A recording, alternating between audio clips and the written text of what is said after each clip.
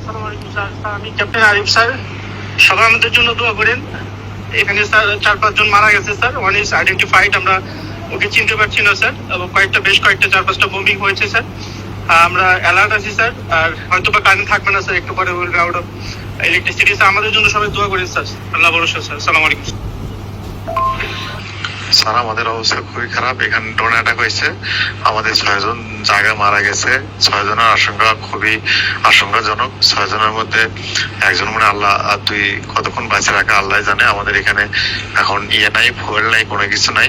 Fuel station উড়িয়ে দিছে, generator বন্ধ, প্রায় নেটও বন্ধ হয়ে যাবে। যতটুকু তেল জেনারেটরের মধ্যে আছে ওইটুকু শেষ হলেই শেষ, আর কারো যোগাযোগও কিছু হবে না। আমাদের জন্য দোয়া করেন। আমি আছি ভালো। কি বলবো এখন, বাকিটুকু আল্লাহর ইচ্ছা স্যার।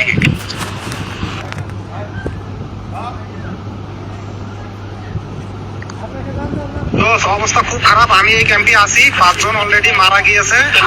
আমি এই ক্যাম্পে আছি, অবস্থা খুব খারাপ। এই ক্যাম্পে এখন নেটও থাকবে না। কি যে অবস্থা হবে, আমরা বেঁচে থাকতে পারবো কিনা জানি না। ওরা যুদ্ধ বিমান দিয়ে attack করছে আমাদের উপরে। আমরা নিরাপদ দূরত্বে আছি স্যার, একটা গাছের নিচে আছি স্যার। ঠিক আছে, চারপাশে খেয়াল রাখো।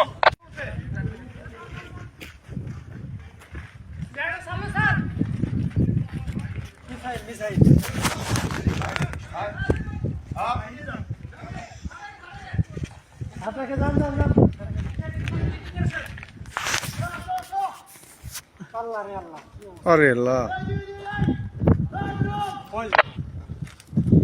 এই জেলাতে পানির পয়েন্ট ঠিক আছে স্যার? পানির পয়েন্ট আমরা নিরাপদ দূরত্বে আছি স্যার, একটা গাছের নিচে আছি স্যার। ঠিক আছে, চারপাশে খেয়াল রাখো।